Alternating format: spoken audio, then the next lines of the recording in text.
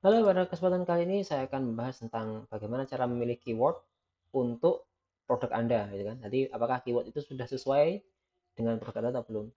Nah, contohnya di sini ada sebuah produk ya, yaitu adalah monthly budget template atau template budget bulanan. Ya. Fungsinya adalah membantu mencatat keuangan.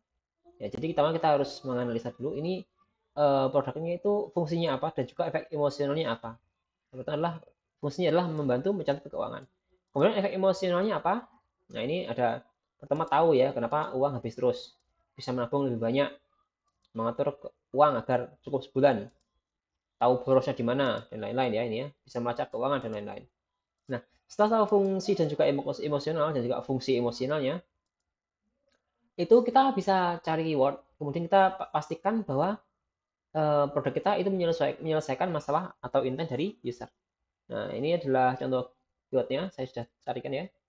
Nah, ada keyword ini ya, apa saja yang dibutuhkan anak kuliah ya kan? Itu mungkin ada list peralatan ya, ada peralatan dan lain-lain. Nah, ini untuk memasukkan produk ini ke dalam artikel itu nggak bisa ya, karena item yang dibutuhkan pembaca itu adalah list peralatan kuliah ya kan. Jadi untuk memasukkan produk ini nggak bisa, susah itu kan. Jadi persentase produk menyelesaikan masalah itu cuma katakanlah 10% ya, karena nggak terlalu bisa menyelesaikan masalahnya gitu kan. Mungkin bisa ya dikasih itu ya, dikasih apa namanya, nanti budget planner untuk anak kuliah. Cuma itu nggak bisa juga gitu kan.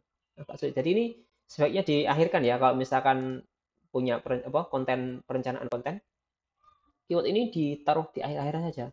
Jadi yang pertama usahakan yang nilainya lebih. Ya, keyword yang kedua adalah cara menabung yang benar. Jadi intinya adalah ingin menabung ya, cara menabung.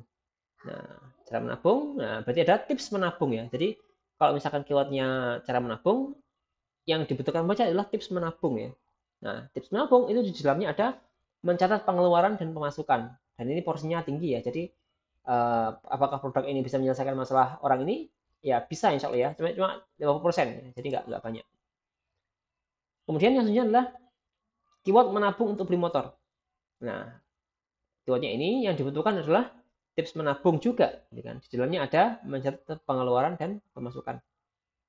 Apakah menyelesaikan? Ya, 50% tapi ya, tidak semuanya. Nah, yang ini yang 100% ya. Cara mencatat keuangan pribadi. Nah, cara mencatat keuangan pribadi. Nah, item yang dibutuhkan oleh pembaca adalah cara mencatat pengeluaran ya. Di mana produk utamanya adalah template catatan. Jadi ini sangat sesuai ya. Jadi kalau misalkan Anda jualan template ini, template apa namanya, monthly budget planner ini, nah, berarti Anda harus menjual apa namanya, keyword yang Anda target adalah keyword seperti ini ya, cara mencatat keuangan. Misalkan ada itu ya, ada terusnya ya, cara mencatat keuangan pribadi, cara mencatat keuangan usaha, cara mencatat keuangan anak misalkan dan lain-lain ya. Itu template seperti ini sangat menjawab ya. Jadi produk bisa menyelesaikan masalah, ya ya, bisa mencatat karena ini ada buatnya ya, mencatat pengeluaran ya. Ini ada fungsinya.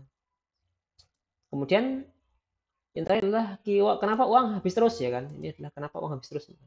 Dah, daftar alasannya apa? Jadi nanti orangnya butuh daftar alasan uang habis kenapa. Di dalamnya itu ada eh, nggak ada mencatat keuangan, tapi ini masih bisa ya, masih bisa dimasukkan ya, karena alasan habis apa, karena nggak mencatat keuangan. Nah, ini bisa dimasukkan. Jadi produk misalnya 30%. Jadi ketika mengurutkan keyword itu cari yang paling relevan dulu 100%, nanti yang 10% itu di bawahnya. Jadi Anda bisa masukkan di Excel, kemudian Anda bisa sortir berdasarkan presentasinya. Seperti itu. Terima kasih.